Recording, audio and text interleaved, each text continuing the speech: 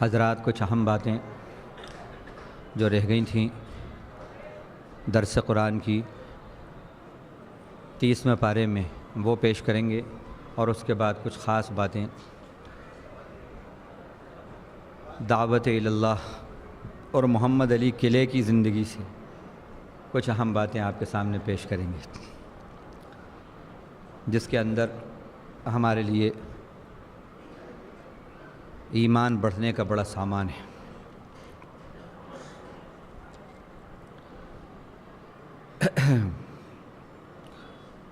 جعفر بھائی نے آدھے گھنٹے کی بات کہی ہے، آدھے گھنٹے تک انشاءاللہ یہ رہے گا۔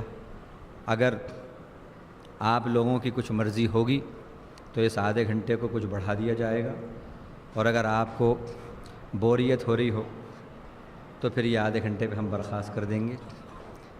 جب آدھا گھنٹہ ہو جائے ہم برخاست کریں۔ اگر آپ اور چاہتے ہیں تو انشاءاللہ اس کو تھوڑا سا اور بڑھا دیں گے، نہیں تو آدھے گھنٹے کے اندر ہی کوشش کریں گے بات کو سمیٹنے کی۔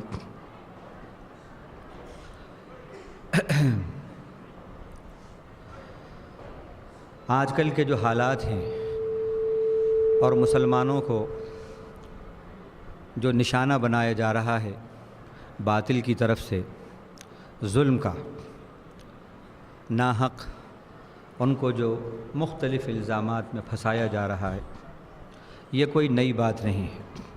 حق اور باطل کی کشمکش روز ازل سے چلی آ رہی ہے۔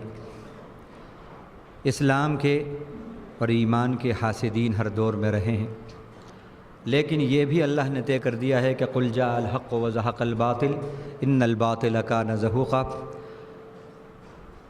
حق آیا اور باطل نیست و نابود ہوا، اور باطل کو نیست و نابود ہونا ہے۔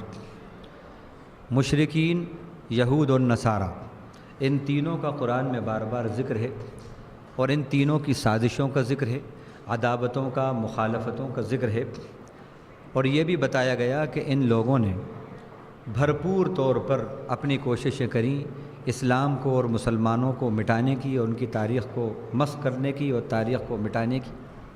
اور ان لوگوں کے پاس جو اسلام کے دشمن تھے، دولت بھی تھی، عہدے بھی تھے، کرسی بھی تھی، سورس بھی تھے اور فورس بھی تھے، اور مسلمانوں کے پاس نہ سورس، نہ فورس، نہ عہدے، نہ کرسی، لیکن ان کے پاس اسباب تو نہیں تھے، لیکن مسبب الاسباب تھا ان کے ساتھ۔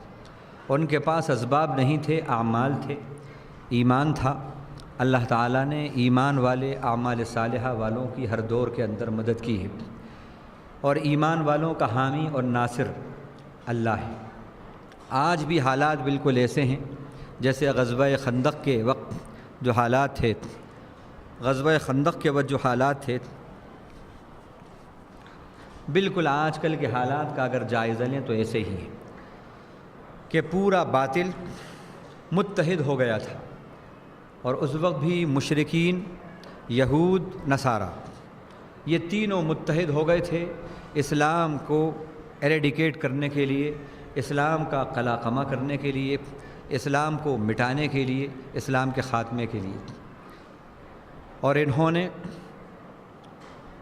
اپنی مہم کے اندر آخری درجے کی کوششیں کریں، اور 10,000 کے مقابلے میں، 3,000 کے مقابلے میں ان کی طاقت 13,000 تھی، اور ان کو یہ پورا یقین تھا کہ یہ ہماری آخری مہم ہے، اب مسلمان سر نہیں اٹھا سکیں گے، اور یہ پنپ نہیں سکتے، یہیں ان کا ہم قلاقمہ کر دیں گے۔ ایک بنو قریظہ جو یہود کا ایک قبیلہ ہے، وہ مسلمانوں کا حلیف تھا، وہ انکار کر رہا تھا۔ بنو نذیر کے سردار کعب بن اشرف کے کہنے پر وہ ساتھ نہیں جا رہا تھا یہود کے اور بنو نذیر کے۔ تو کعب بن اشرف جو یہودیوں کا سردار تھا، اس نے یہ کہا کہ دیکھو یہ موقع بار بار نہیں آتے، اس وقت یہ سب کے سب ہیں، مکے والے بھی، یہود بھی، نصارہ بھی، سب متحد ہیں، اور اس وقت پوری دنیا مخالف ہے، اور یہ یقین ہے کہ ہم مسلمانوں کو زیر کریں گے اور انہیں شکست دیں گے اور یہ ہمارے غلام بنیں گے۔ اگر تم اس وقت چوک گئے تو پھر تمہاری خیر نہیں ہے، یہ سب لوگ تم پر چڑھ پڑیں گے۔ تو انہوں نے بھی ساتھ دیا۔ لیکن اللہ وہ ہے کہ جو انہونی کو ہونی کر دے اور ہونی کو انہونی کر دے، اسی ہستی کا نام اللہ ہے۔ ان اللہ علی کل شیء قدیر ما تشاؤون الا ان یشاء اللہ، جو تم چاہتے ہو وہ نہیں ہوتا، اللہ ہر چیز پر قدرت رکھتا ہے اور وہی ہوتا ہے جو اللہ چاہتے ہیں۔ یریدون لیطفئوا نور اللہ بافواہہم، وہ چاہتے ہیں اللہ کے نور کو اپنی پھونکوں سے بجھا دیں۔ واللہ متم نورہ ولو کرہ الکافرون، لیکن اللہ تو اپنے نور کو مکمل کر کے رہے گا، چاہے خدا کے نافرمان کتنا ہی ناپسند کریں۔ ولو کرہ المشرکون، ایک جگہ کہا چاہے مشرک کتنا ہی ناپسند کریں۔ ان الذین یحادون اللہ ورسولہ کبتوا کما کبت الذین من قبلہم، سورہ مجادلہ رکوع نمبر 1 پارہ نمبر 28 میں اللہ نے کہا بے شک وہ لوگ جو اللہ اور رسول کی مخالفت میں آتے ہیں، ان کے مقابلے میں آتے ہیں، اللہ ان کو ایسے ہی سرنگوں کرے گا، ان کے سروں کو جھکائے گا جیسا کہ ان سے پہلے لوگوں کو شکست دی تھی اور ان کو سرنگوں کیا تھا۔ اسی صورت میں آگے فرمایا ان الذین یحادون اللہ ورسولہ اولئک فی الاذلین، بے شک وہ لوگ جو اللہ اور رسول کی مخالفت میں آتے ہیں، مقابلے میں آتے ہیں، وہ ذلیل ہو کر رہیں گے، وہ مغلوب ہو کر رہیں گے، یہ اللہ کا وعدہ ہے۔ اور اس وقت اللہ تعالیٰ نے مسلمانوں سے وعدہ کیا غنیمتیں دینے کا اور فتح و نصرت عطا کرنے کا، جب کہ کوئی تصور نہیں کر سکتا تھا کہ یہ لوگ فتح پائیں گے۔ صلح حدیبیہ ہے اور بے یار و مددگار ہیں، اور ان لوگوں نے عمرہ نہیں کرنے دیا ہے مشرکین نے، اور بالکل یہ بے سر و سامانی کی حالت میں گویا کہ مغلوب ہو کر وہاں سے چلے آ رہے ہیں۔ یہ حالت ایسی تھی کہ باطل بظاہر لگ رہا تھا غالب آ گیا، مکے کے جو مشرکین تھے وہ لگ رہا تھا کہ غالب آ گئے، اور وہ بڑی خوشیاں منا رہے تھے کہ ہم کامیاب ہو گئے، مسلمانوں کو ہم نے مغلوب کر دیا۔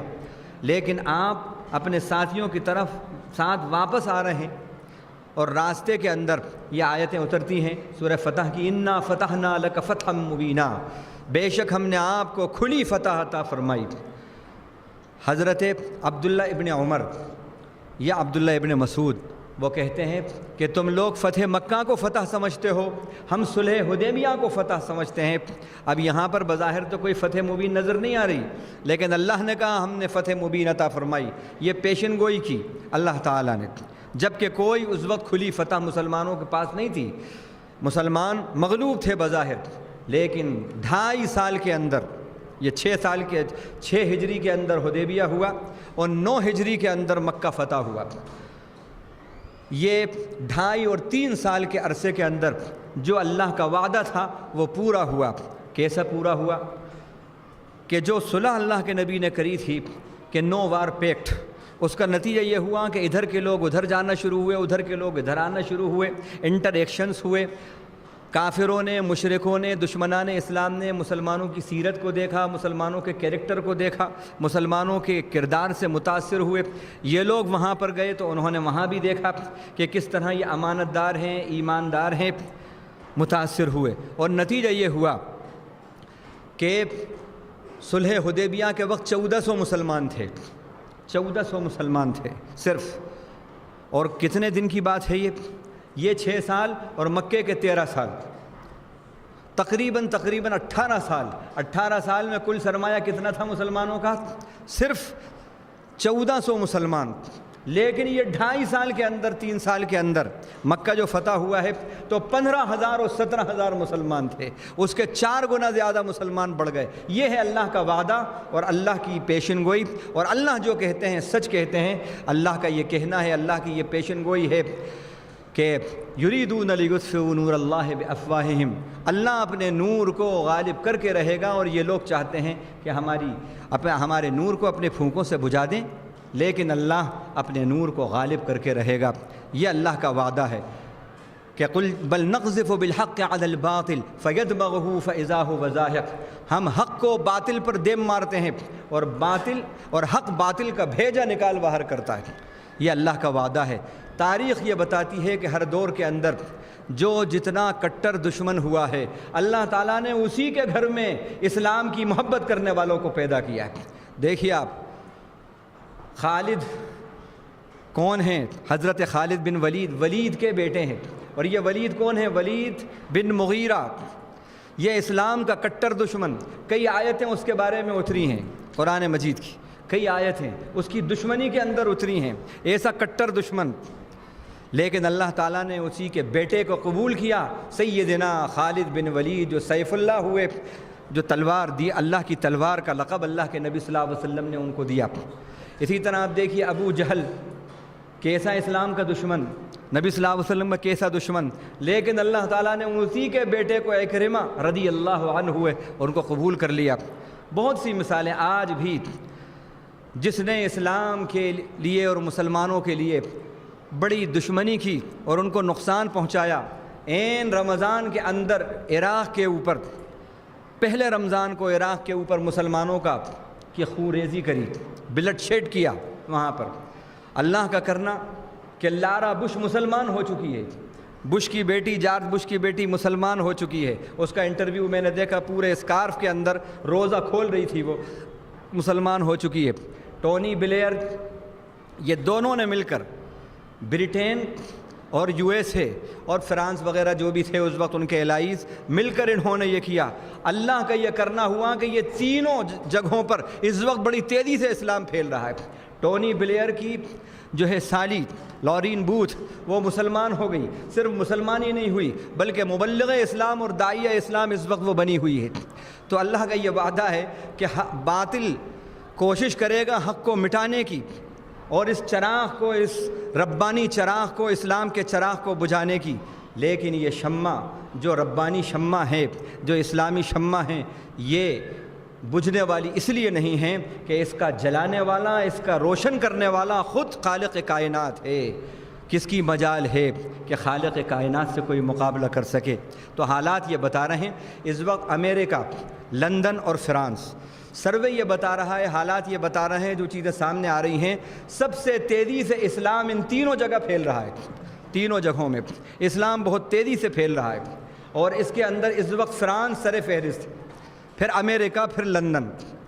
جتنی کوششیں کر رہے ہیں اسلام کے خلاف، وہ سب ان کی کوششیں ناکام ہو رہی ہیں۔ اور اب اس پر میں ایک بات آپ کو بتاؤں، ہمارا کام کیا ہے؟ ہمارا کام ہے کہ ہم اپنا جو کردار، داعی کا کردار ہے، ہم وہ نبھائیں۔ ابھی معاف کیجئے، مسلم کی جو شناخت ہے، جو پہچان ہے، جو اس وقت پہچان تھی، وہ داعی اللہ کی پہچان تھی۔ یہ شناخت ہم نے کھو دی ہے اپنی۔ مسلم کی پہچان داعی اللہ کی تھی۔ اللہ کے نبی صلی اللہ علیہ وسلم کے جتنے بھی صحابہ تھے، آپ ان کی زندگیوں کا جائزہ لیجئے، سب اپنی زندگی کے اندر داعی اللہ تھے، دعوت کا کام کرتے تھے۔ جہاد کے اندر کیا دو چار نکلتے تھے؟ یقیناً سینکڑوں کے قریب جہاد کے اندر نکلتے تھے۔ جہاد کائے کے لیے ہوتا تھا؟ کیا مقصد ہے جہاد کا؟ جہاد کس کے لیے ہوتا تھا؟ اللہ وقاتلوہم حتی لا تکون فتنہ ویکون الدین کلہ للہ۔ جہاد کا مقصود اور مطلوب یہ ہے کہ اللہ کا دین پھیلے، اللہ کا دین چمکے، سارا دین اللہ کے لیے ہو جائے، توحید کے پھریرے لہرائیں، اور لا الہ الا اللہ محمد الرسول اللہ کا بول والا ہو، یہ مقصد ہے۔ تو یہ جو بھی مجاہدین ہوتے تھے، یہ سب کے سب دعات اللہ تھے، یہ سب داعی تھے۔ جو مجاہد ہوتا تھا وہ داعی تھا۔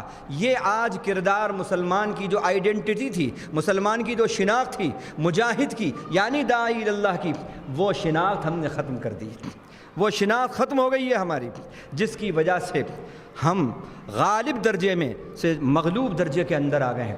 اللہ نے وعدہ کیا ہے کہ یہ جو تم اپنی شناخت برقرار رکھو گے اور مجاہدے کا اور دعوت اللہ کا کام کرو گے، اللہ کا وعدہ ہے یا ایھا الرسول بلغ ما انزل الیک من ربک وان لم تفعل فما بلغت رسالتہ واللہ یعصمک من الناس۔ اے رسول، آپ تک جو اتارا گیا ہے، یعنی جو شریعت، جو قرآن، جو پیغام، جو اسلام اتارا گیا ہے، اس کو آپ پھیلا دیجئے لوگوں تک۔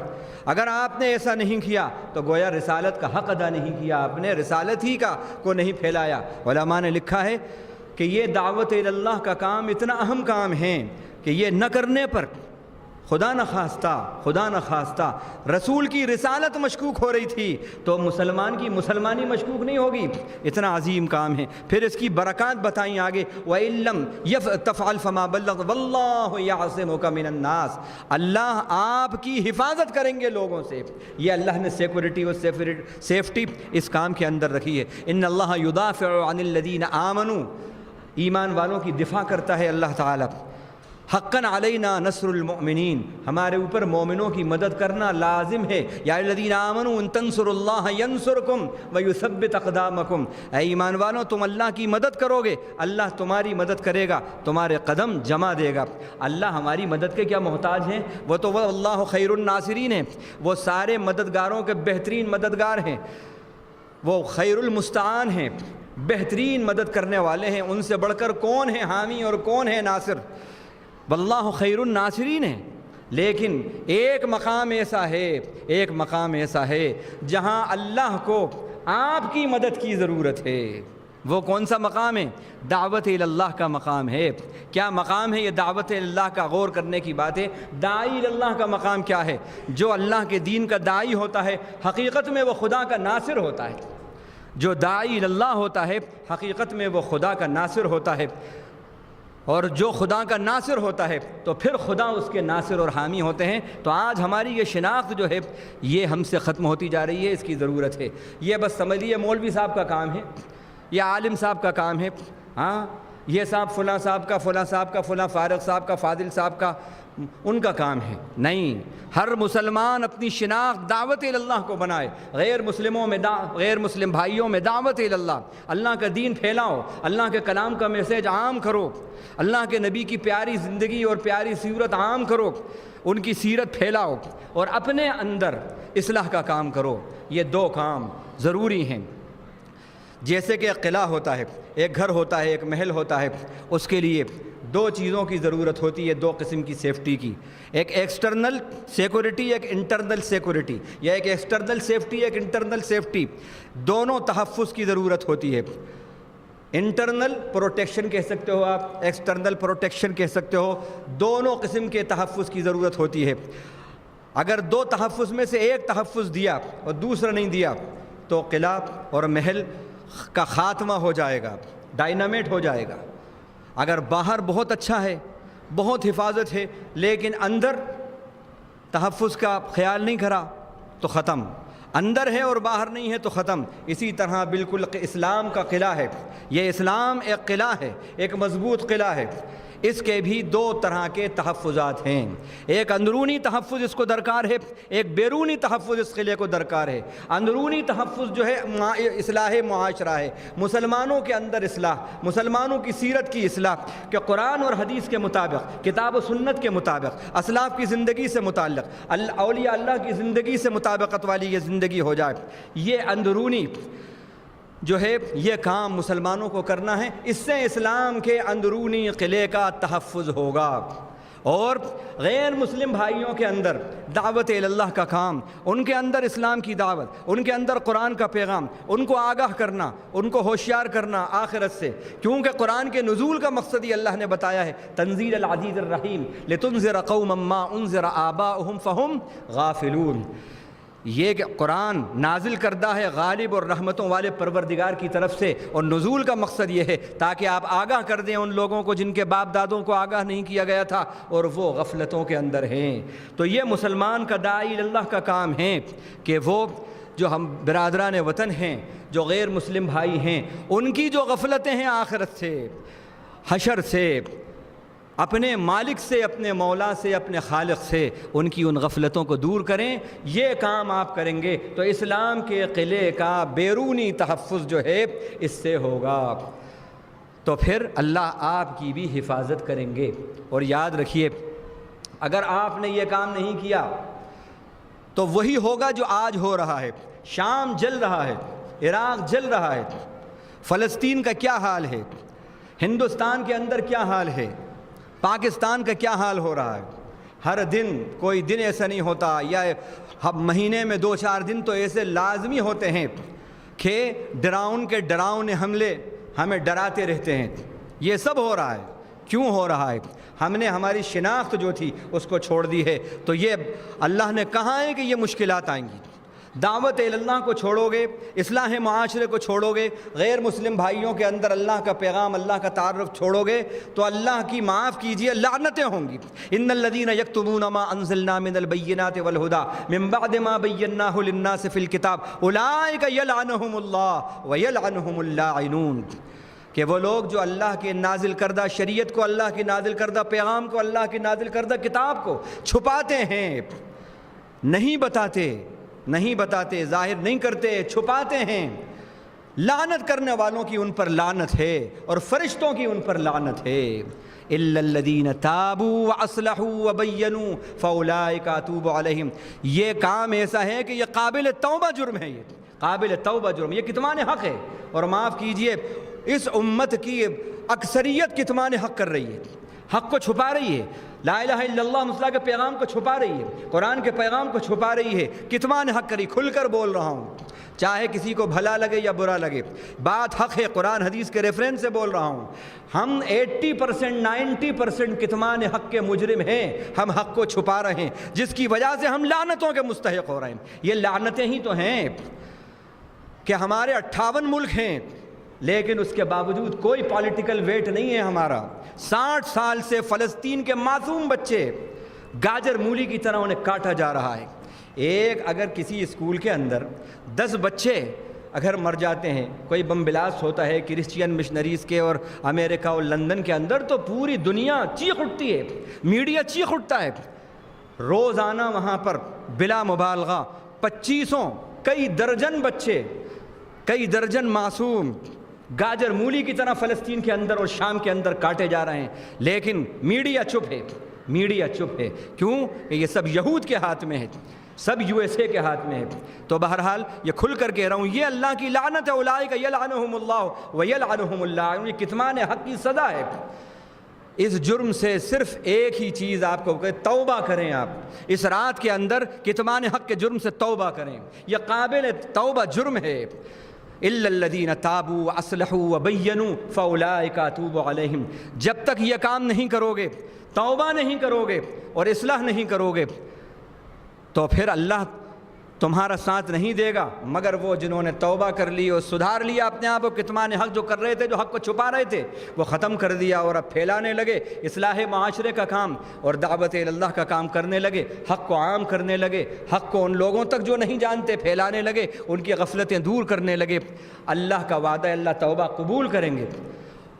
وَأَتُوبُ عَلَيْهِمْ وَأَنَا التَّوَّابُ الرَّحِيمُ، میں توبہ قبول کروں گا اور میں بہت توبہ قبول کرنے والا، رحمتوں والا ہوں۔ اللہ تعالیٰ نے سورہ توبہ کے اندر یہ فرمایا کہ وہ لوگ جو دنیا ہی کے مال و متاع کے اندر ہیں، وہ بس دنیا ہی کے اندر مست ہیں اور اللہ کا دین نہیں پھیلا رہے اور دنیا ہی کے اوپر مست ہیں، تو کیا کہا اللہ تعالیٰ نے؟ اللہ تعالیٰ ان کے اوپر فتربصوا کے الفاظ ہیں، تو پھر انتظار کرو، پھر انتظار کرو۔ کائے کا انتظار کرو؟ علماء نے لکھا ہے کہ آفتوں کا انتظار کرو، مصیبتوں کا انتظار کرو، کہ جو نہیں پھیلا رہے، اللہ کا دین نہیں پھیلا رہے۔ فتربصوا ہے وہاں پر الفاظ، تربصوا، انتظار کرو پھر مصیبتوں کا۔ اس وقت یہ جو مصیبتیں ہیں اس کا یہی سبب ہے کہ ہم کتمان حق کر رہے ہیں، قابل توبہ جرم ہیں، اس جرم سے ہمیں نکلنا ہے، تو یہ حالات بدلیں گے، وگرنہ یہ حالات اور سنگین ہوتے چلے جائیں گے اور خراب ہوتے چلے جائیں گے۔ اس وقت ہماری یہ ذمہ داری ہے کہ ہمارے برادران وطن جو ہیں وہ بہت سے ایسے ہیں کہ ناواقف ہیں۔ اللہ اکبر اذان ہوتی ہے تو ایک نے پوچھا مجھ سے، اور جب کہ وہ پروفیسر ہے غیر مسلم بھائی، اس نے پوچھا کہ صاحب اذان کے اندر یہ اکبر بادشاہ کا ہی نام کیوں لیتے ہو آپ لوگ؟ اتنے بہت سارے آپ کے یہاں بادشاہ ہیں، آپ کسی کا بھی نام لے سکتے ہو، لیکن یہ اکبر بادشاہ کا ہی نام کیوں لیتے ہو آپ؟ یہ سوال کر رہا ہے کون؟ پروفیسر۔ اب یہ ہے ان کا حال، ان کی غفلتوں کا یہ حال ہے۔ یا قصوروار کون ہے؟ قصوروار ہم ہیں، ہم نے غفلتیں دور نہیں، میرا کام نہیں ہے، مولوی صاحب کا کام ہے، وگرنہ ISI کے لوگ کے پتہ کیا ایجنٹ سمجھیں گے، کیا پتہ کیا ہوگا، CID والے موجود ہیں، کیا ہوگا؟ نہیں، ہم اللہ کے دین کے داعی ہیں، ہم مجاہد ہیں، اپنی مجاہدانہ شان، داعیانہ شان چھوڑ دی آپ نے، جس کی وجہ سے یہ لوگ آپ کے اوپر مسلط ہو رہے ہیں۔ اب اس ضمن میں اللہ کے نبی صلی اللہ علیہ وسلم کی وہ بات بتا رہا ہوں کہ یہود، نصارہ اور مشرکین، یہ ٹری اینگل ہو گیا تھا، ٹرینٹی ہو گئی تھی ان کی، تسلیس، اور اس تسلیس نے ہر دور کے اندر مسلمانوں کو نقصان پہنچایا ہے۔ ان کی غفلتوں سے فائدہ، ویک پوائنٹس انہوں نے دیکھے ہیں اور ان کو ہوا دی ہے انہوں نے۔ یہود کے 3 قبیلے تھے، بنو نذیر، بنو قینوقا اور بنو قریظہ۔ اس میں بنو نذیر جو ہیں مال و دولت میں سب سے بڑے ہوئے تھے، بڑی شان و شوکت والے، قلعوں والے، مال و دولت والے، سودی کاروبار سے بہت ان کی ترقیاں ہوتی تھیں۔ اوس اور خزرج کو خوب سود پہ پیسہ دیتے تھے اور پھر آپس میں دونوں قبیلوں کو لڑاتے تھے، اور لڑنے والے کو اٹیک کے اندر جو ہے ہتھیار دیتا تھا کون سا قبیلہ؟ بنو قینوقا۔ یہ بنو قینوقا جو ہے اس کے پاس یہ آہن گر تھے، ہتھیار بناتے تھے، یہ ہتھیار سپلائی کرتے تھے۔ 700 جنگجو نوجوان ان کے پاس ہمیشہ رہتے تھے۔ یہ بڑے طاقتور قبیلہ تھا، جنگجو قبیلہ تھا۔ وہ ہتھیار سپلائی کرتے تھے، لڑنے والے کو ہتھیار دیتے تھے مارنے کے لیے، اور پٹھنے والے کو ہتھیار دیتے تھے ڈیفینس میں، اس کو اٹیک میں، اس کو ڈیفینس میں۔ بالکل یہ کہ یہی تاریخی کھیل آج بھی ہو رہا ہے۔ جتنی بڑی بڑی حکومتیں آپ دیکھ لیجئے، یمن کا کیا حال ہے اس وقت، سعودی کو کیسا الجھا کے رکھ دیا ہے، پورا سرمایہ برباد ہو رہا ہے، برباد ہو رہا ہے۔ 10 سال تک ایران عراق کی جنگ، شیعہ اور سنی لڑائی، اور دونوں کو اسلحہ فروخت کیا۔ صدام کو اٹھانے والا کون؟ یہی لوگ۔ اور آپ کے بن لادن کو، اسامہ کو اٹھانے والا اور بنانے والا کون؟ یہی لوگ۔ یہ دنیا کے اندر اٹیک اور ڈیفینس ایسے حالات پیدا کرتے ہیں، اور یہ سب ہوتا ہے۔ اب یہ بم بلاسٹ ہو رہے ہیں، فلاں ہو رہے ہیں، فلاں ہو رہے ہیں، یہ کیا ہے؟ اپنے بہترین جو ٹیکنالوجی ہے ان کی جو وہ ہے، اس کو انٹروڈیوس کرانے کے لیے۔ جو بم بلاسٹ یہاں مکہ مسجد کا ہوا، کیا ہوا؟ نتیجہ یہ ہوا کہ وہ جو بم استعمال کیا تھا، اس کے بعد پھر جو انہوں نے ایک ایسا ڈیٹیکٹو اس کو وہ لائے ہیں آلہ، وہ مشین جو 1.25 کروڑ کی مشین وہ لائے، اور سب ایکسپلوسو مٹیریل جو ہے وہ فوراً ڈیٹیکٹ کر لیتی ہے۔ یہ انہوں نے پورا اس کا تعارف کرایا۔ نتیجہ یہ ہوا کہ کئی اسٹیٹ نے آرڈر دے دیا کہ ہمیں اتنی دیجیے، ہمیں اتنی دیجیے، ہمیں اتنی دیجیے۔ بم بلاسٹ کراتے ہیں، پھر اس کے بعد اسلحہ بیچتے ہیں، ان کو بھی دیتے ہیں، ان کو بھی دیتے ہیں، یہ چالیں چل رہے ہیں۔ یہ سب وہی ہیں بنو نذیر اور بنو قینوقا جو زمانے میں جو کرتے تھے، یہ سب وہ ہو رہا ہے۔ لیکن مسلمان ایمان پہ قائم تھے، دعوت اللہ کام کر رہے تھے، جو ان کی حیثیت عرفی تھی داعی کی اور مجاہد کی، یہ کام کر رہے تھے۔ دعوت اللہ اور مجاہد، داعی اور مجاہد کی شان پہ قائم تھے۔ اللہ نے کیا کیا؟ اللہ نے کیا کیا؟ کعب بن اشرف جو مسلمان عورتوں کی عشقیہ نام لے لے کر شاعری کرنے لگا تھا، اللہ تعالیٰ نے کیا کیا؟ ایک مسلمان سے اس کا قتل کرا دیا، اس کا خاتمہ کرایا اللہ نے۔ پھر کیا ہوا؟ اللہ کے نبی نے الٹیمیٹم دیا، 15 دن کے بعد ہم تمہیں 15 دن دے رہے ہیں، یا تو چلے جاؤ یا پھر تمہیں جانا پڑے گا۔ ایسی ہیبت طاری ہوئی 15 دن کے اندر، خود ہی معافی مانگی اور کہا کہ ہماری جان بخشی کی جائے، ہم جاتے ہیں۔ آپ داعی بن کر زندگی گزاریں گے، مجاہد بن کر زندگی گزاریں گے، باطل پر ہیبت طاری ہو جائے گی۔ یاد رکھیے، باطل پر ہیبت طاری ہوگی۔ اس کے بعد بنو قینوقا کا مسئلہ تھا۔ اس دن میں نے بنو قریظہ غلطی سے کہہ دیا تھا، بنو قینوقا ہے۔ یہ بنو قینوقا جیسا میں نے بتایا، یہ اسلحہ بناتے تھے۔ اللہ کے نبی صلی اللہ علیہ وسلم ان کے پاس گئے، کس سلسلے میں گئے؟ ایک عورت، مسلمان عورت کو سرعام ننگا کر دیا انہوں نے، ایک مسلم اور یہودی کا قتل ہو گیا۔ اس بات پر اللہ کے نبی صلی اللہ علیہ وسلم اس سلسلے میں اور ایک اور مقدمے کے سلسلے میں، دیت کے سلسلے میں وہاں پر گئے ان کے پاس، اور ان کو سمجھایا کہ تھوڑی فہمائش ہو جائے۔ انہوں نے کیا جواب دیا؟ اے محمد صلی اللہ علیہ وسلم، تم ہم کو اوس اور خزرج کی طرح نہیں سمجھنا، اوس اور خزرج کی طرح نہیں سمجھنا۔ ہم سے اگر واسطہ پڑا تو تم مزہ چکھ لو گے، تمہیں معلوم ہو جائے گا ہم کیا ہیں۔ اللہ کے نبی صلی اللہ علیہ وسلم سمجھ گئے کہ ان کے ارادے بہت غلط ہیں۔ آپ صلی اللہ علیہ وسلم نے مشورہ کیا اور ان تک قاصد پہنچتا ہے، اور ان کو ٹائم دیا 10 دن کا، کہ تمہیں 10 دن دیے جاتے ہیں، اگر تم نے یہاں سے نہیں گئے تو پھر ہم تمہارا محاصرہ کریں گے۔ انہوں نے انکار کر دیا۔ اللہ کے نبی صلی اللہ علیہ وسلم نے محاصرہ کیا، مجبور ہوئے، اور اللہ کے نبی نے کہا اپنا اسلحہ وغیرہ یہ سب یہاں چھوڑو اور باقی جو ساز و سامان ہو وہ لے کے جا سکتے ہو۔ تو یہ حال تھا بنو نذیر اور بنو قینقاع کا۔ جب یہ نکلے ہیں تو اللہ نے کہا وَقَذَفَ فِي قُلُوبِهِمُ الرُّعْبَ يُخْرِبُونَ بُيُوتَهُمْ بِأَيْدِيهِمْ وَأَيْدِي الْمُؤْمِنِينَ فَاعْتَبِرُوا يَا أُولِي الْأَبْصَارِ۔ اللہ نے ان کے دلوں میں رعب ڈال دیا تھا۔ اور کیسے لوگ تھے وہ؟ ملین آئر یہود، ملین آئر بڑے بڑے حویلیوں والے، اسلحہ والے، اور مسلمان ان کے مقابلے میں کچھ بھی نہیں تھے۔ لیکن مسلمان داعی تھے، مسلمان مجاہد تھے۔ اللہ تعالیٰ نے باطل کے دلوں کے اندر رعب ڈال دیا۔ کیا کیا؟ اپنے گھروں کو اپنے ہاتھوں سے برباد کیا ہے، ناٹیں نکالیں، یہ کیا وہ کیا، اور ان کا قافلہ بربادی کے ساتھ وہاں سے روانہ ہوا۔ بالکل حالات آج بھی ایسے ہی ہیں۔ یہ ٹرینٹی جو ہے یہود، نصارہ اور مشرکین کی، بڑی ساز باز ان کے اندر ہو رہی ہے، بڑی ساز باز ہے، اور یہ مسلمانوں کو برباد کرنے پر، اسلام کے سیلاب کو روکنے پر کمرہ بند ان کی میٹنگیں ہو رہی ہیں۔ لیکن یاد رکھیے، اگر آپ نے یہ دو کام کیے جو مدینے والوں نے کیے تھے، جو ان کی شان تھی، ان کی آئیڈینٹی تھی، ایک مجاہد اور ایک داعی، یہ ان کی پہچان تھی۔ اسی پہچان نے اور اسی عمل نے ان کے چھکے چھڑا دیے۔ آج بھی انشاءاللہ وہی ہیں، رسول وہی ہے، زمین وہی ہے، آسمان وہی ہے، خدا کی کتاب وہی ہے، خدا بھی سچے، اس کا رسول بھی سچا، خدا کے وعدے بھی سچے، خدا کی وعیدیں بھی سچی۔ بس آپ ذرا اٹھیں اور یہ کام کریں، انشاءاللہ باطل مرعوب بھی ہوگا اور مغلوب بھی ہوگا۔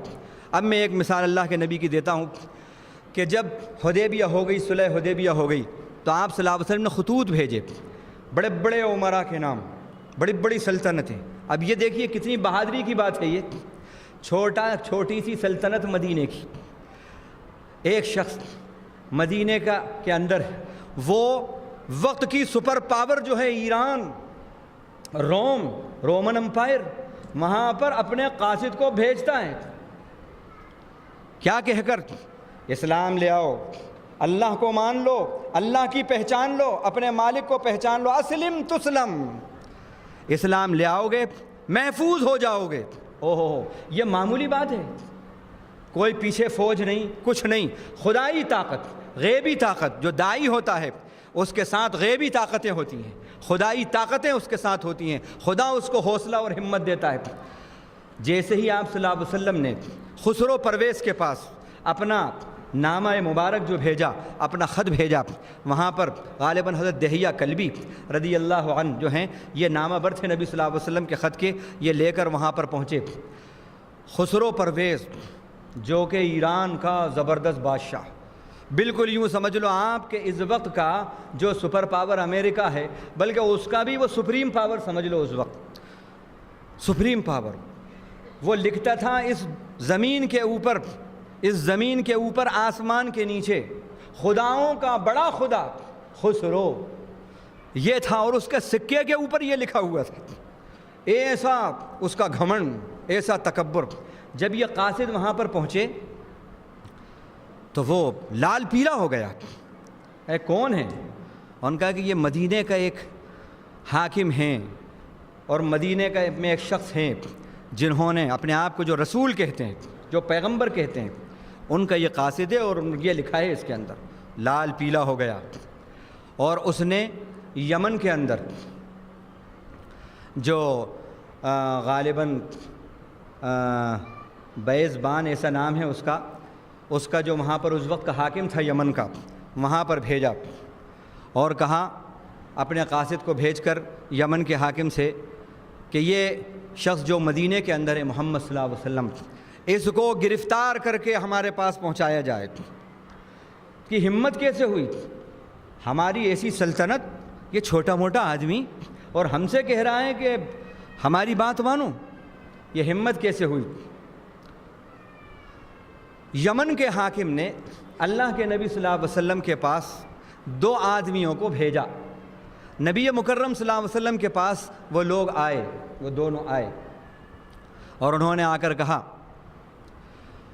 کہ خسرو جو ہے بادشاہوں کا بادشاہ، خداؤں کا خدا، اس کی طرف سے یہ آپ کے نام سمن جاری ہوا ہے کہ آپ کو اریسٹ کر کے وہاں تک پہنچایا جائے۔ آپ صلی اللہ علیہ وسلم نے اس سے کہا کہ خسرو سے جا کے کہہ دو کہ اللہ نے اس کی حکومت کو مغلوب کر دیا ہے، ہم اس کی حکومت پر حاکم بننے والے ہیں، ہم اس کی حکومت پر اب غالب آنے والے ہیں تھوڑے وقفے کے اندر۔ یہ آپ صلی اللہ علیہ وسلم نے کہہ دیا۔ نتیجہ کیا ہوا؟ یہ دو لوگ یمن کے دو قاصد جو تھے، یہ وہاں پر پہنچے ایران، بادشاہ کو یہ پیغام دیا، پیغام دے کے ابھی یمن پہنچے بھی نہیں ہیں کہ خبر ملتی ہے خسرو کا بیٹا شیروہ جو تھا اس نے اپنے ہی باپ کا قتل کر دیا اور اس کی حکومت کا خاتمہ ہو گیا۔ یہ بتا رہا ہوں میں کہ حالات ایسے اللہ بدلتے ہیں، خیال و گمان نہیں ہوتا، ایسے اللہ غلبے دیتے ہیں۔ اب کہاں مدینے والے، کہاں ان کی چھوٹی سی سلطنت، اور کہاں اتنا بڑا، اور ان کی دھمکیاں، ان کی وارننگ، یہ سب باتیں، لیکن ان کے ساتھ خدا تھا، ان کے ساتھ غیبی طاقتیں تھیں، یہ مجاہد تھے، داعی تھے۔ اللہ نے غیب سے ان کی مدد کری اور نتیجہ یہ ہوا کہ پھر ایران بھی ملا، روم بھی ملا، اور دنیا کی آدھی دنیا کے اوپر مسلمانوں کا پھریرا لہرایا۔ تو آج ہمارے اسلاف کی یہ تاریخ اور صحابہ کی تاریخ اور نبی مکرم کا یہ فرمان ہم سے یہ کہہ رہا ہے، داعی بن کر اٹھو، انشاءاللہ مجاہد بن کر اٹھو، دنیا تمہارے قدموں کے اندر ہے۔ حضرت ابراہیم کا اللہ نے ریفرنس دے کر کہا، ارادوا بہ کیدن فجعلناہم الاخسرین، ارادوا بہ کیدن فجعلناہم الاسفلین۔ انہوں نے ابراہیم کے ساتھ چالیں چلیں، ارادہ کیا چال چلنے کا، ان کو ختم کرنے کا، اللہ نے ان کو ذلیل و خوار کر دیا، اللہ نے ان کو نقصان اٹھانے والا بنا دیا، سب سے زیادہ نقصان اٹھانے والا بنا دیا۔ ابراہیم کا جو پیغام ہے، خلیل اللہ کا جو مشن ہے، وہی نبی کا مشن ہے، وہی نبی کا، اتبع ملت ابراہیم حنیفہ، اور وہ مشن ہے لا الہ الا اللہ محمد الرسول اللہ۔ ہر مسلمان داعی اور مجاہد بنے، دو کام کرے، اندرونی طور پر اپنے گھر کی اسلام کے اوپر اس کو لائے، پکا سچا مسلمان بنائے، اور غیر مسلم بھائیوں کو دعوت الہ کام کرے۔ اسلام کے قلعے کو دو تحفظ کی ضرورت ہے، اندرون کا تحفظ اس قلعے کا اصلاح معاشرے سے ہوگا، اور اس قلعے کے بیرون کا تحفظ غیر مسلم بھائیوں کو دعوت سے، اور پوری محبتوں کے ساتھ دعوت دیجیے، دعا بھی کیجیے، دعوت بھی دیجیے، انشاءاللہ یہی واحد حل ہے غالب آنے کا۔ اور تاریخ یہ بتاتی ہے کہ مسلمانوں کو جو غلبہ ملا ہے، جتنے ملک اس وقت مسلمانوں کے پاس ہیں، آپ تاریخ اٹھا کر دیکھیے، اکثریت دعوت اللہ کے ذریعے غالب آئی ہے۔ یہ کشمیر جو ہے، آج جب بھی وہاں پر وہ ہوتا ہے تو سی ایم جو بنتا ہے اس علاقے کا، جو سی ایم بنتا ہے وہ مسلم بنتا ہے کشمیر کا، جبکہ آپ 200-300 سال پرانی کشمیر کی تاریخ دیکھیے اٹھا کر، پورا برہمن اسٹیٹ تھا، وہ پورا برہمن اسٹیٹ تھا، لیکن آج پورا کا پورا اس علاقے کا جو ہے پورا اسلام ہے، وادی کا۔ کیوں؟ کیا وجہ ہے؟ آپ کو معلوم ہے اس کی تاریخ؟ ایک اللہ کا بندہ تھا جو داعی اللہ تھا، جو وہاں پر پہنچا، اس نے وہاں پر ان لوگوں میں، برہمن بھائیوں کے اندر، وہاں اللہ کا دین پھیلایا، با کردار طریقے پر، با کردار داعی بنیے، خالی نام کے داعی نہیں، کام کے داعی، با کردار داعی۔ وہ شخص وہاں پر رہا، اپنا کردار بھی سے اس نے اسلام پھیلایا، نتیجہ یہ ہوا چراغ سے چراغ جلا۔ آج پورے کشمیر کے اندر پوری وادی اسلام کی وادی ہے، پوری وادی مسلمان ہے۔ تو اسلام دعوت اللہ سے پھیلا، یہی مشن ہے نبیوں کا، یہی مشن ہے ولیوں کا، اور یہی مشن ہے داعیوں کا اور مجاہدوں کا۔ اللہ ہم سب کو اس مشن کے اندر شامل فرمائے، یہی واحد حل ہے ہماری مغلوبیت سے غالبیت کے اندر آنے کا۔ یہ چند باتیں تھیں بہت اہم جو آپ کے سامنے میں نے رکھیں۔ اب اس کے بعد کیا آدھا گھنٹہ ہو گیا ہے صاحب؟ تو اب آپ کی اگر اجازت ہے تو چند باتیں اور کہوں میں، نہیں ہے اجازت تو سبحان ربک رب العزت۔ بتائیے مجھے، ہاتھ اٹھا کر بتائیے کون کون چاہ رہا ہے؟ ماشاءاللہ۔ چلیے، محمد علی قلعے کی کچھ باتیں میں نے جو کہا تھا آپ سے وہ پیش کرنا چاہتا ہوں، کیونکہ بہت اہم باتیں ہیں۔ حالانکہ بڑا عجیب سا لگ رہا ہوگا کہ محمد علی قلعے یہ باکسر یہ یہاں کہاں سے آ گیا؟ ہاں یہ بتا رہا ہوں میں.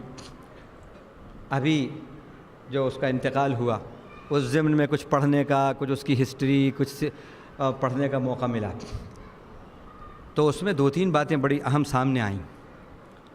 ایک بات تو یہ آئی سامنے کہ وہاں پر واک آف فیم ایک ان کا انسٹیٹیوٹ ہے وہاں پر USA کے اندر.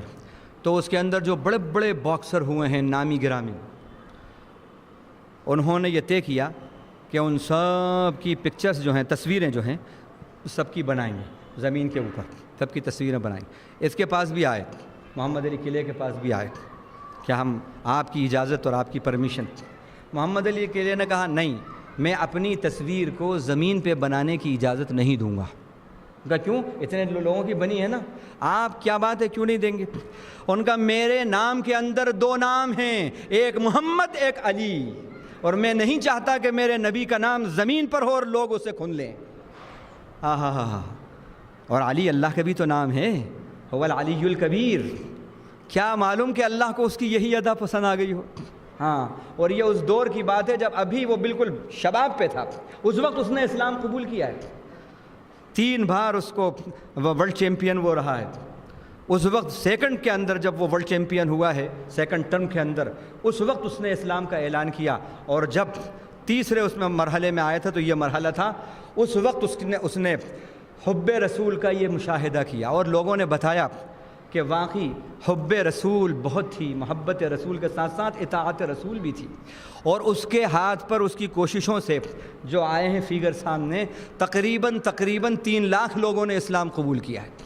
ہاں، جو سامنے باتیں آئی ہیں یہ اس کا معاملہ تھا. دوسری بات، آخرت کی فکر کیسی تھی اس کی، جو لوگوں کو وہ اسلام کی طرف لاتا تھا، کیسی بات ہے. اس کی بیٹی لیلا جو ہے، اس نے اپنے باپ کے بارے میں کہا کہ کبھی کبھی میں نے دیکھا ایک مرتبہ اپنے باپ کو کہ ماچس جلائی اور شمع جلائی، یہ نہیں ماچس جلائی، ماچس کی تیلی جلا کے اپنے ہاتھ پہ کچھ ہاتھ کو اوپر رکھنے کی کوشش کی، لیکن وہ ہو نہیں سکا. تو میں پوچھا ایسا کیوں ہے، ایسا کیوں کرتے ہیں آپ؟ انہوں نے کہا میں دیکھ رہا ہوں کہ اس ایک ماچس کی تیلی کی جو آگ ہے وہ انسان برداشت نہیں کر سکتا، تو وہ آگ جو جہنم کی، جو اس آگ سے 69 ٹائمز بڑی ہے، وہ کیسے انسان برداشت کرے گا؟ اتنے لوگ بے کلمے کے، بے ایمان کے ہیں. یہ تڑپ یہ بھی آپ دیکھیے. تو یہ جو چند باتیں ہوتی ہیں، دیکھیے اللہ کے نبی کی محبت اور پھر اسلام کی یہ بات، یقیناً یہی وہ باتیں تھیں جس نے اس کو دین اور دنیا دونوں کے اندر، ہم یہ تو کہہ سکتے ہیں دنیا کے اندر اس کو وہ کیا، دین کے اندر بھی یہ بڑا کام ہے. اس کے ہاتھ پر اے علی تیرے ہاتھ پر اگر ایک مسلمان ہو جائے، ایک ایمان لے آئے، اس کو ہدایت مل جائے، تو دنیا اور دنیا کے اندر جتنی چیزیں ہیں سب سے زیادہ قیمتی ہے. چہ جائے کہ سینکڑوں اس کے ہاتھ پر مسلمان ہوئے. تو یہ بتا رہا ہوں، تو حب رسول کی بات آئی اور اطاعت رسول کی بات آئی. اس پہ بات یاد آ رہی ہے، اللہ نے فرمایا ما کان اللہ لیعذبہم وانت فیہم وما کان اللہ معذبہم وہم یستغفرون. اللہ ان کو عذاب نہیں دے گا جب تک کہ آپ ان میں ہوں گے، اور اللہ ان کو اس وقت بھی عذاب نہیں دے گا جب وہ استغفار کرنے والے ہوں گے، گناہوں پہ نادم ہو کر اللہ سے معافی اور بخشش مانگنے والے ہوں گے. اسی لیے اللہ کے نبی نے کہا میرے رب نے مجھے 2 امن کی چیزیں دی ہیں، ایک میرا وجود اور ایک استغفار. یہ ہیں 2 باتیں. اپنی زندگی کے اندر آپ بھی اللہ کے نبی کے وجود کو اپنی زندگی کے اندر اتارو، ان کے غلام بنو، ان کے سچے متبع بنو، محبی بنو، محبت کرنے والے بھی بنو اور اطاعت کرنے والے بھی بنو، اور استغفار کو، توبہ کو اپنی زندگی کی پہچان بنا لو.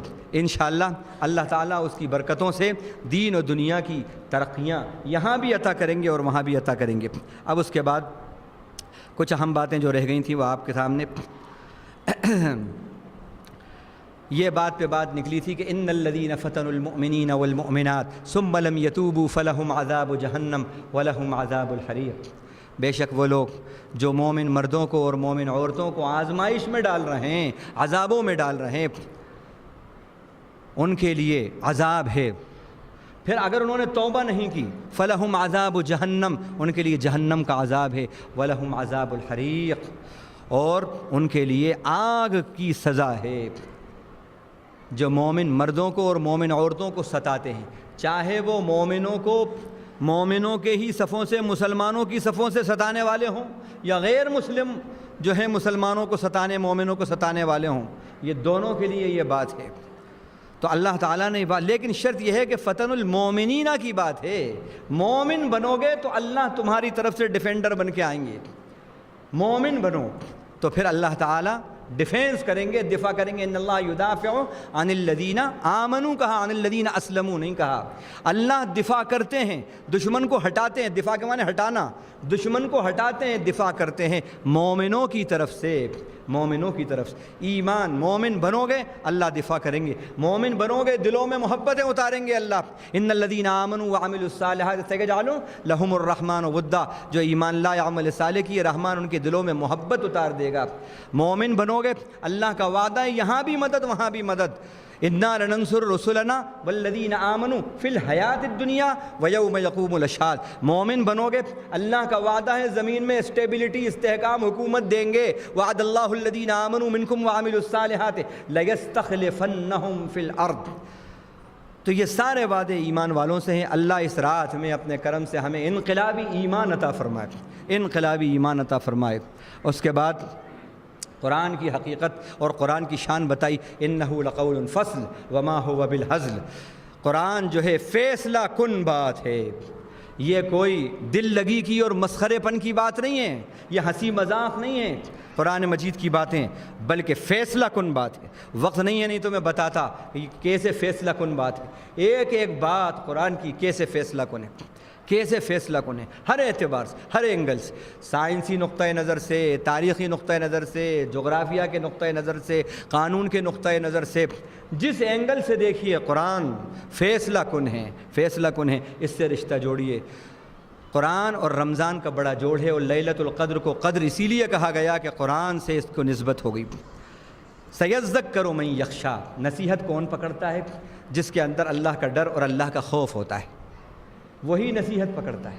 سیذکر من یخشی، خشیت پیدا کریں گے، خوف خدا جہاں آتا ہے وہیں نصیحت پکڑتے ہیں۔ اگر ہم آپ سے کوئی بات کہہ رہے ہیں، اگر آپ اس کو مان رہے ہیں تو یہ اس بات کی علامت ہے کہ اللہ نے آپ کے دل میں اپنا خوف دیا ہے، اور اگر آپ نہیں مان رہے، ادھر سنا ادھر نکال دی، تو مطلب یہ ہے کہ خشیت اور خدا کا خوف ابھی آپ کے دل میں آیا نہیں ہے، کیونکہ جہاں خوف خدا ہوتا ہے وہاں نصیحت کا مزاج ہوتا ہے ماننے کا، وہ نصیحت ماننے کا مزاج، جس مزاج کے اندر نصیحت کو ماننے کا مزاج ہے، حق کو ماننے کا مزاج ہے، یہ اس بات کی علامت ہے کہ وہاں خوف خدا ہے۔ یہی بات اللہ نے سیذکر من یخشی میں کہی۔ الغاشیہ، اللہ نے دعوت دیا، فلا ینظرون الی الابل کیف خلقت والی السماء کیف رفعت والی الجبال کیف نصبت۔ کیا یہ دیکھتے نہیں، یہ غور نہیں کرتے اونٹوں کی طرف کہ ان کی خلقت کیسے کی، پہاڑوں کی طرف نہیں دیکھتے کہ کیسے اللہ نے ان کو نصب کیا، کھڑا کیا، گاڑا۔ وَإِذَا الْأَرْضُ كَيْفَ سُطِحَتْ، تو زمین کی طرف نہیں دیکھتے کیسی اللہ نے مسطح کری۔ اونٹ جو ہے سفینۃ الصحرا کہلاتا ہے، سفینۃ الصحرا یعنی شپ آف ڈیزرٹ۔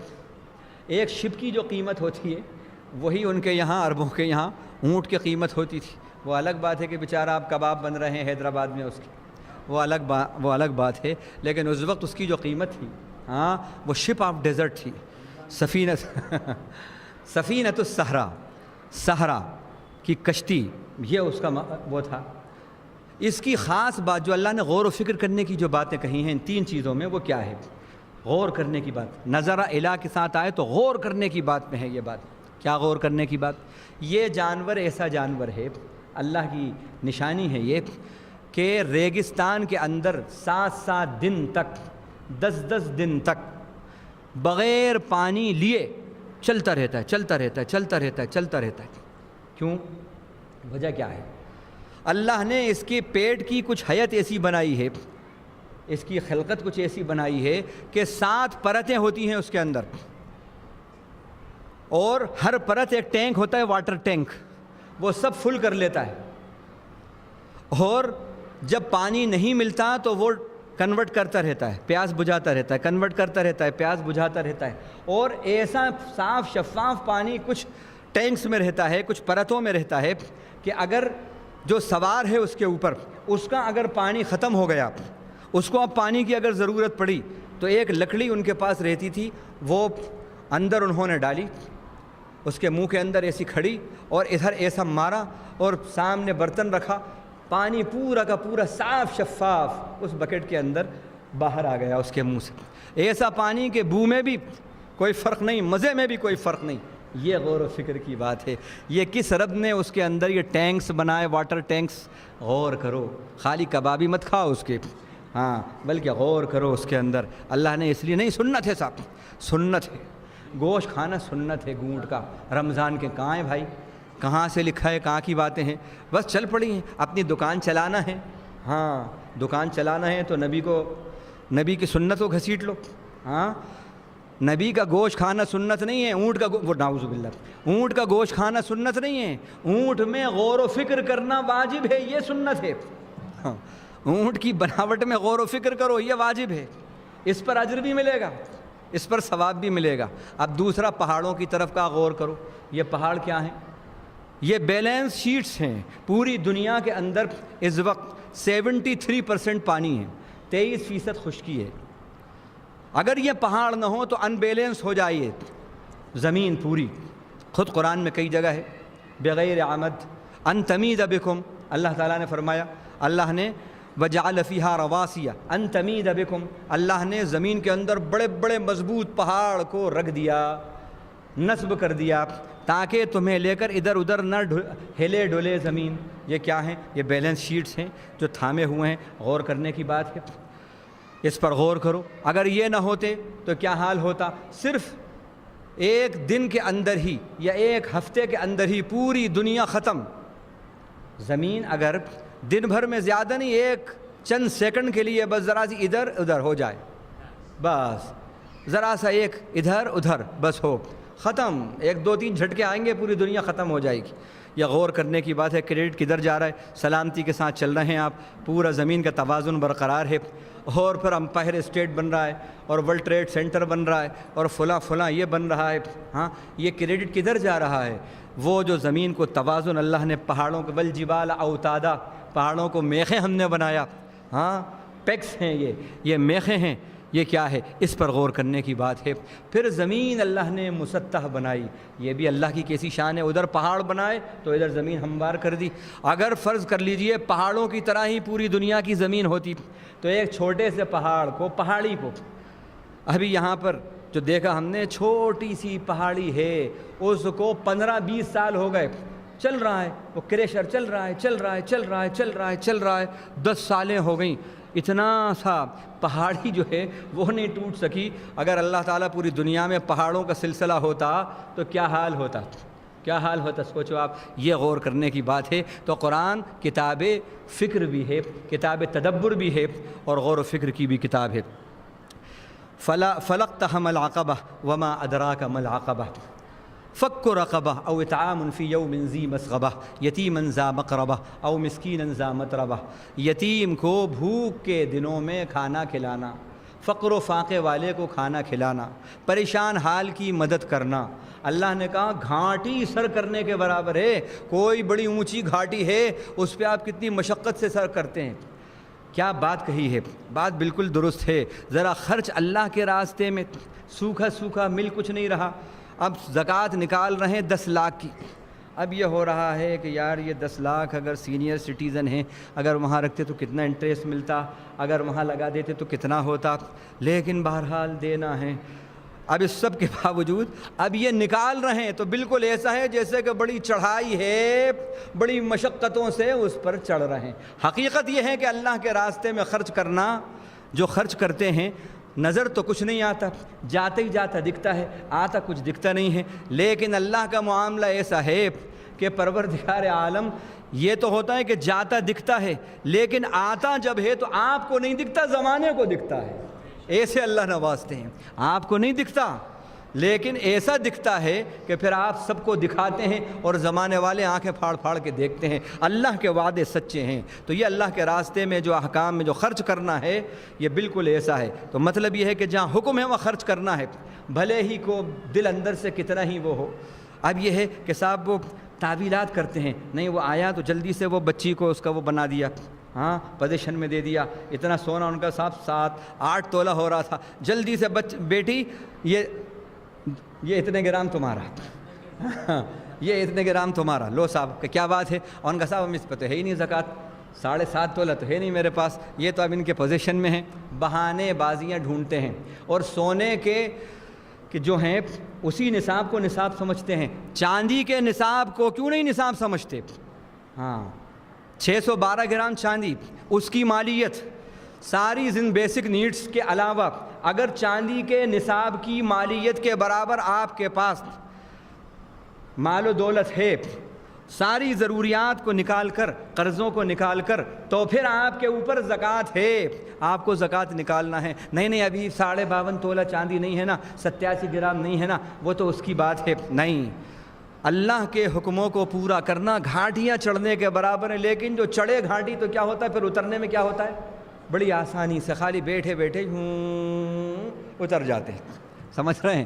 دنیا میں چڑھنا ہے، پھر آخرت میں صرف اترنا ہی اترنا، خالی بس بیٹھے ہیں آپ، وہ گاڑی خود ہی چلی جاتی ہے۔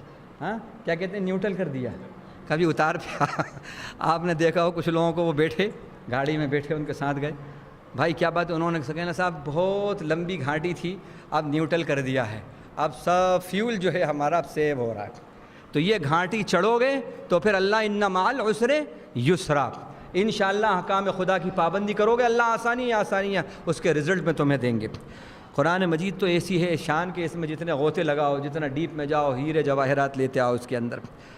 قد افلح من زکاہا وقد خاب من دساہا، جس نے اپنے کیریکٹر کو پیوریفائی کر لیا وہ بامراد ہو گیا، کامیاب ہو گیا، مرادوں کو پہنچ گیا، مرادیں پالی۔ اور جس نے اسے آزاد چھوڑ دیا، مٹی میں ملا دیا، یہ سب باتیں آتی ہیں، جس نے اس سے غافل ہو گیا وہ ناکام ہو گیا۔ کیا مطلب؟ کیریکٹر بلڈنگ، کردار سازی، تو ہمیں اس کی فکر تو نہیں ہے کردار بنانے کی، باڈی بنانے کی، باڈی بلڈنگ کی بہت سے ہمارے پاس فٹنس کے بہت سے کلب ہیں، لیکن جمس، ہاں لیکن اللہ کے یہاں یہ جمس کام نہیں آئیں گے باڈی بلڈنگ کے، اللہ کے یہاں کیریکٹر بلڈنگ کے جمس جو ہیں، جو مساجد ہیں، مساجد یہ کام آئیں گے۔ آج مساجد جو کیریکٹر بلڈنگ کے جمس ہیں، ڈیوائن جمس ہیں، یہ ڈیوائن جمس ہیں، یہ ویران اور سونے پڑے۔ مسلمانوں کے محلے میں، مسجد میں فجر میں قفن ڈلا ہوا ہے، اللہ اکبر، امام صاحب خراٹے لے رہے ہیں اندر، اور اوپر 5 روم کے اندر جو کمرشیل انہوں نے مسجد کو جو کمرشیلائز کر دیا ہے، امام صاحب کے سر کے اوپر 5 لوگ خراٹے لے رہے ہیں، امام صاحب یہاں خراٹے لے رہے ہیں، اور مسجد مقفل ہے مسلمانوں کے محلے میں۔ یہ کیا ہے؟ نیند سے جاگو، کیریکٹر بلڈنگ، اپنے کردار کو بناؤ تو مرادوں کو پاؤ۔ قد افلح من زکاہا وما لأحد عنده من نعمت تجزا الا ابتغاء وجه ربه الاعلی ولسوف یرضی۔ کیا ہو گیا ہے؟ کیا ہو گیا ہے لوگوں کو؟ اللہ کے نزدیک اسی عمل پہ بدلہ دیا جائے گا جو عمل اخلاص کے ساتھ اللہ کے لیے کیا جائے گا، آہ کے لیے، واہ کے لیے نہیں، اس پہ کچھ بھی ملنے والا۔ ہاں یہاں کچھ تالیاں بج جائیں گی، سبحان اللہ ماشاءاللہ ہو جائے گا، آہ اور واہ ہو جائیں گے۔ میں یہ اس لیے کہہ رہا ہوں، ایسے باقاعدہ پیڈ مولوی ہوتے ہیں جن کی ایک تقریر کی فیس جو ہے 25-25 ہزار ہے، میں جانتا ہوں، 25-25 ہزار، اور پھر کھانے کے اندر یہ مرغ فلاں یہ ہمارے پورے ان کا مینو ہوتا ہے، نام نہیں لے رہا، میں جانتا ہوں، یہ ہے صاحب انہوں نے تہلکہ مچا دیا، پوری جو ہے وہ ہو گیا۔ نہیں، اللہ کی بات اخلاص کے ساتھ ہو، اللہ سے لینا ہے، کائے کے لیے کہ اللہ کی رضا ورضوان من اللہ اکبر، ہمارا مالک ہم سے خوش ہو جائے، بس ہم اس کے دین کے یہاں پر داعی ہیں، ہم تو اس کے دین کے غلام ہیں، خادم ہیں، سپاہی ہیں، جہاں اپائنٹمنٹ کر دے ہمیں تو کام کرنا ہے صاحب۔ ایک سروس آدمی کی جہاں ہوتی ہے، جہاں اس کو بھیج دیا سروس کرتا ہے، چاہے گاؤں میں پہنچا دو، چاہے کہیں پہنچا دو، شہر میں اس کو سروس کرنا ہے. ہمیں تو اللہ کے دین کا کام کرنا ہے. جہاں پر اپائنٹمنٹ کر دیں گے کام کریں گے. حیدرآباد میں اپائنٹمنٹ ہے، یہاں کرنا ہے، کہیں بھی پہنچا دیں گے تو وہاں کریں گے. بہرحال اللہ کا دین کا کام اللہ کے لیے کرو. مولویوں سے بھی کہنا ہے، مرشدوں سے بھی کہنا ہے، اماموں سے بھی کہنا ہے، عالموں سے بھی کہنا ہے، حافظوں سے بھی یہی کہنا ہے. اخلاص اپنے اندر پیدا کرو، اخلاص پیدا کرو اپنے اندر. اخلاص پاؤ گے تو اللہ کو پاؤ گے. یہ چند کوڑیوں کے لیے اگر کرو گے تو یہ چند کوڑیاں تو مل جائیں گی لیکن اللہ نہیں ملیں گے. تو قدف ما لأحد عنده من نعمة تجزى إلا ابتغاء وجه ربه الأعلى. کسی نعمت پر بدلہ اسی وقت ملتا ہے جو کہ اللہ کی رضا کے لیے وہ کام کیا گیا ہو، رضا کے لیے کیا گیا ہو. اس کے بعد ہے فَأَمَّا الْيَتِيمَ فَلَا تَقْهَرْ وَأَمَّا السَّائِلَ فَلَا تَنْهَرْ وَأَمَّا بِنِعْمَةِ رَبِّكَ فَحَدِّثْ. یتیم کو جھڑکیے نہیں، سائل کوئی آئے تو جھڑکو مت، اور یتیم پر ظلم مت کرو. وَأَمَّا بِنِعْمَةِ رَبِّكَ فَحَدِّثْ.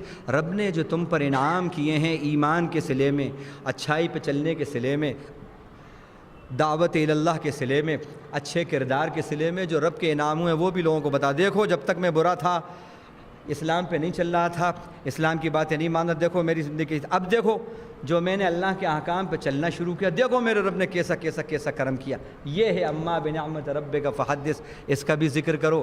یتیم کے ساتھ کو جھڑکو، یتیم کے اوپر ظلم مت کرو، اور جو سائل ہے اس کو جھڑکو مت.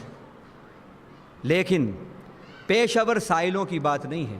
واقعی جو سائل ہے یہ بھکاری نہیں، کمرشیل فقیر کی بات نہیں کر رہا. جو واقعی غریب ہے، محتاج ہے، جس کو للفقراء الذین احصروا فی سبیل اللہ لا یستطیعون ضربا فی الارض یحسبهم الجاہل اغنیاء من التعفف تعرفهم بسیماہم لا یسألون الناس الحافا. یہ ایسوں کو وہ کریں. یہ اللہ کے تو یتیموں کے ساتھ، بے سہارا لوگوں کے ساتھ، غریبوں کے ساتھ، پریشان حالوں کے کام آنا، شیئر کرنا اللہ اپنے حبیب کو حکم دے رہا ہے. اللہ ہمیں بھی یہ سیرت اپنانے کی توفیق عطا فرمائے.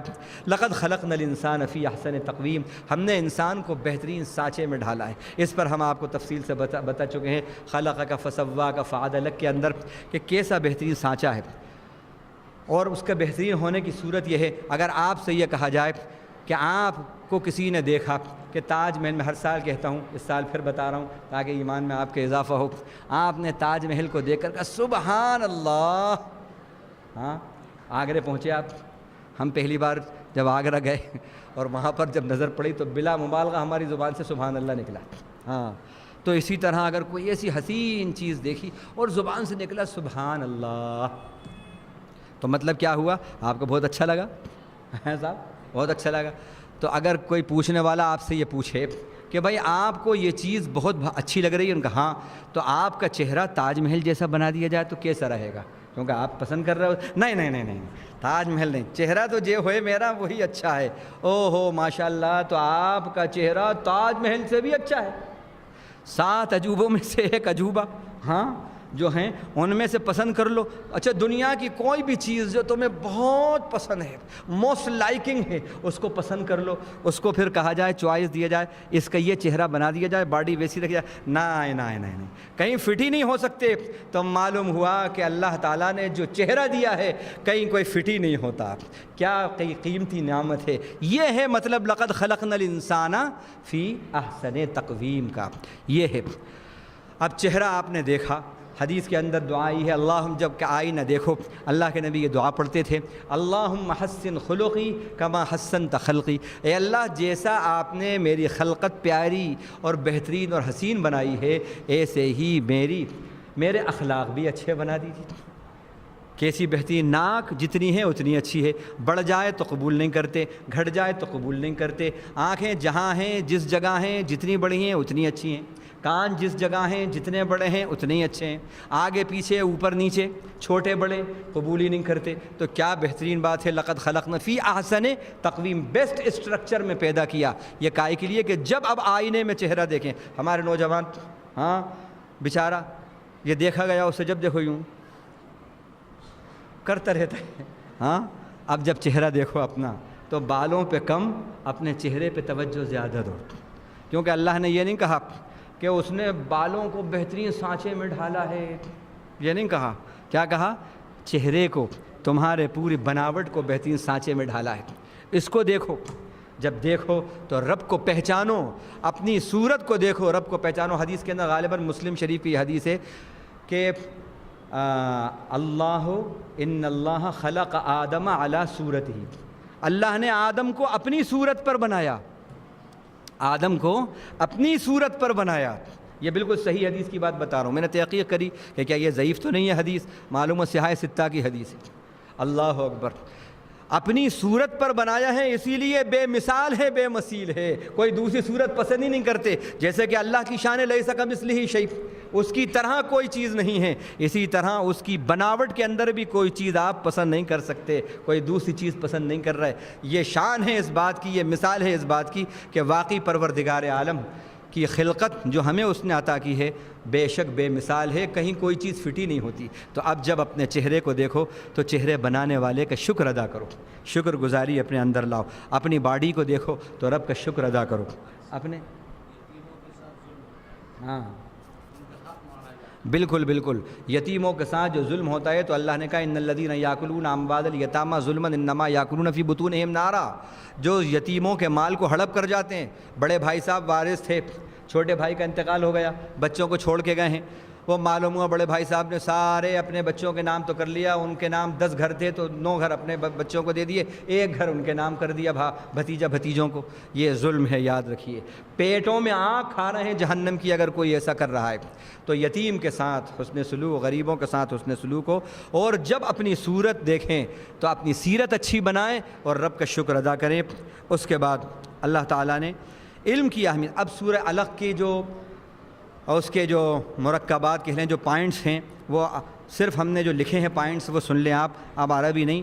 اس سے ہمیں کتنی چیزیں، 5 چیزیں معلوم ہوتی ہیں سورہ علق سے۔ یہ پہلی وحی ہے، جو 5 آیتیں اس کے اندر آئی ہیں، اس کے اندر 5 باتیں معلوم ہوتی ہیں۔ ایک تو علم اور قلم کی اہمیت، پہلی وحی جو اتر رہی ہے، ریڈ اینڈ رائٹ کی وحی اتر رہی ہے، تو اس سے معلوم ہوتا ہے کہ اسلام میں ایجوکیشن کی اور لٹریسی کی کیا امپورٹنس ہے، یہ بات معلوم ہو رہی ہے، علم و قلم کی اہمیت۔ دوسری بات جو معلوم ہوتی ہے اس وحی سے، علم کا کریڈٹ خلاق عالم کو دینا چاہیے۔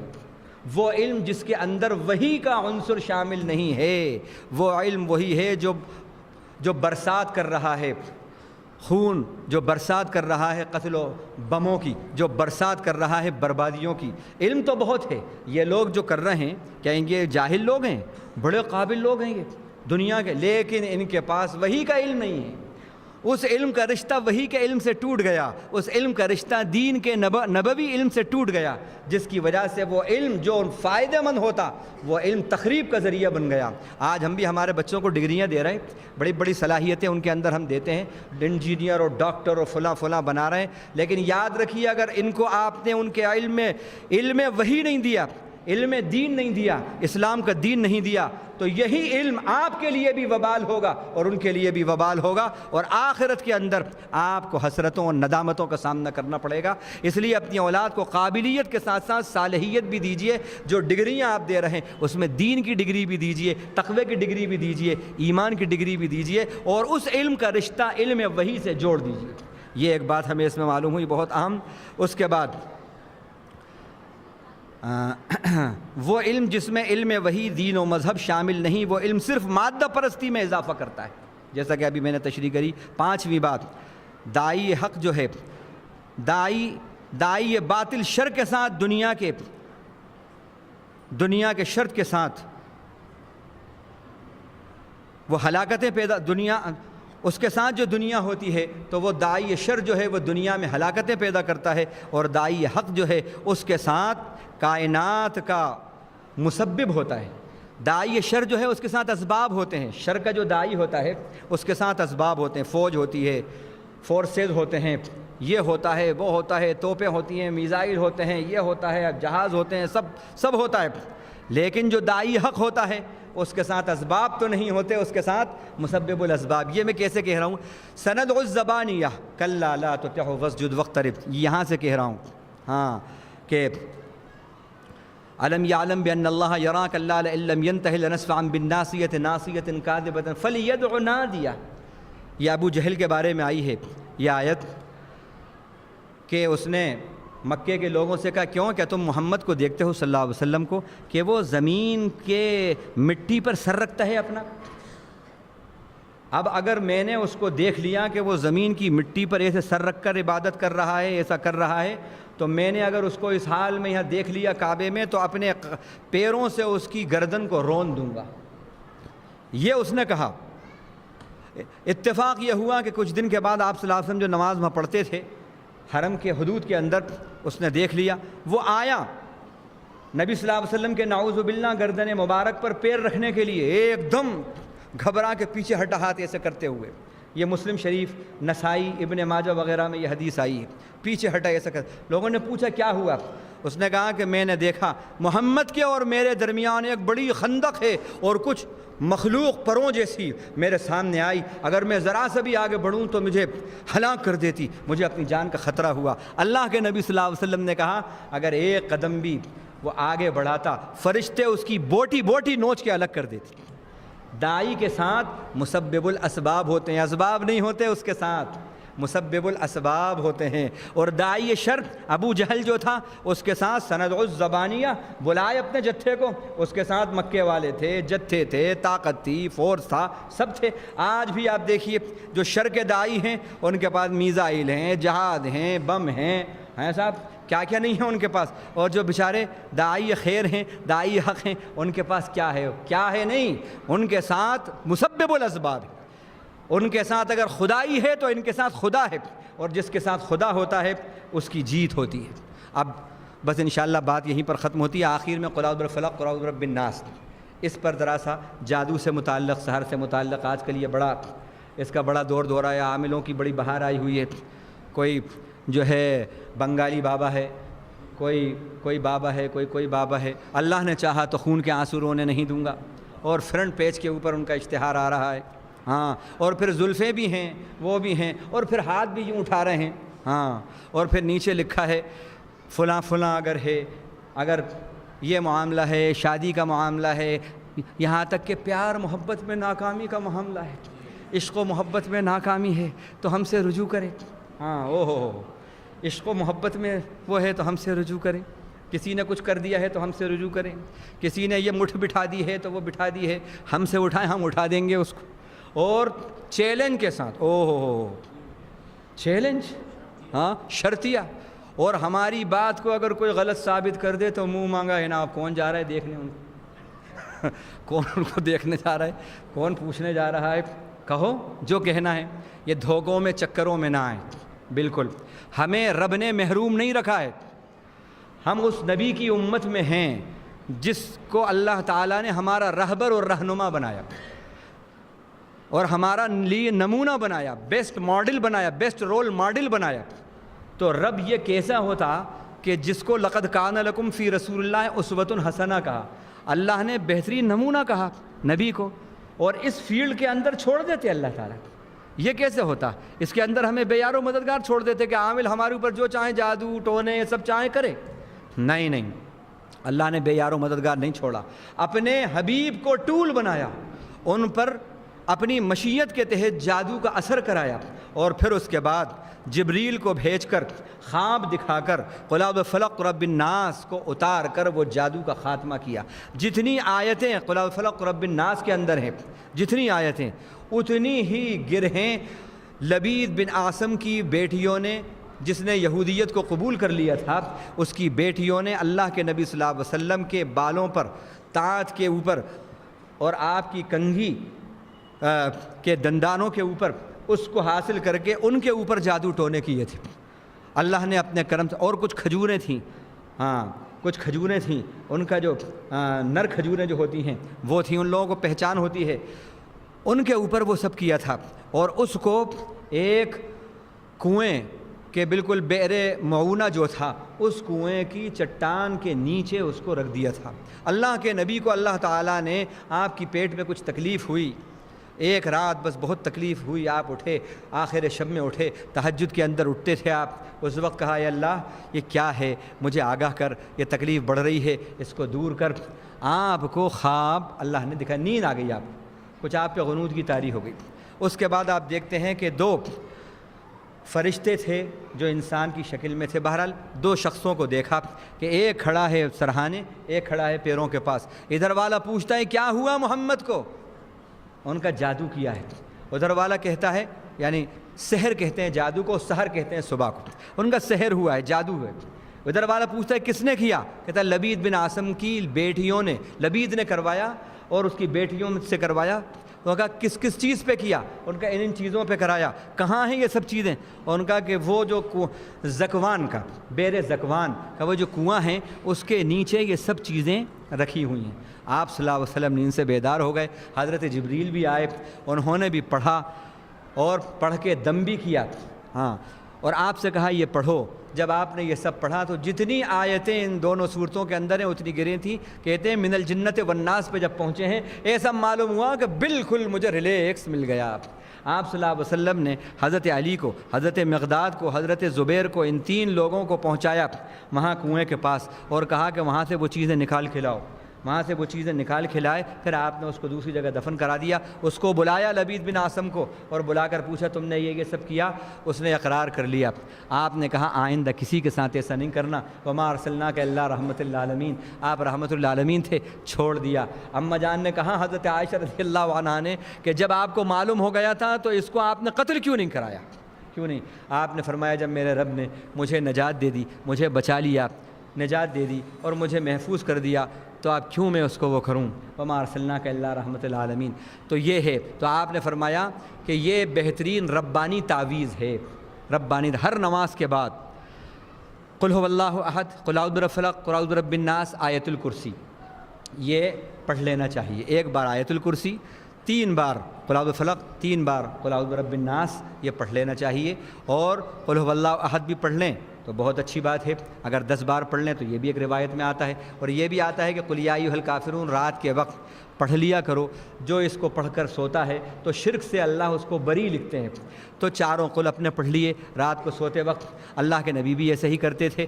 یہ قل پڑھ کر آپ صلی اللہ علیہ وسلم اپنے ہاتھوں پر ایسا پھونکتے تھے اور پھر سر پر, چہرے پر اور پورے جسم پر ملتے تھے اور پھر دائیں کروٹ پر سو جاتے تھے. آپ صلی اللہ علیہ وسلم نے فرمایا جو اس طرح کرے گا اللہ کی امان میں آئے گا, جادو ٹونا اور ٹوٹکے اور کچھ بھی اثر نہیں کرے گا. تو یہ عمل بتایا. پاک صاف رہیے, نماز کے پابند رہیے. جو پاکیزہ حالت میں رہتا ہے, نماز کا پابند رہتا ہے, وہ پاکیزہ حالت میں رہتا ہے. یاد رکھیے, جو نماز کا پابند ہوگا وہ ہمیشہ پاک صاف رہے گا, کیونکہ نماز کے لیے شرط ہے پاکیزگی.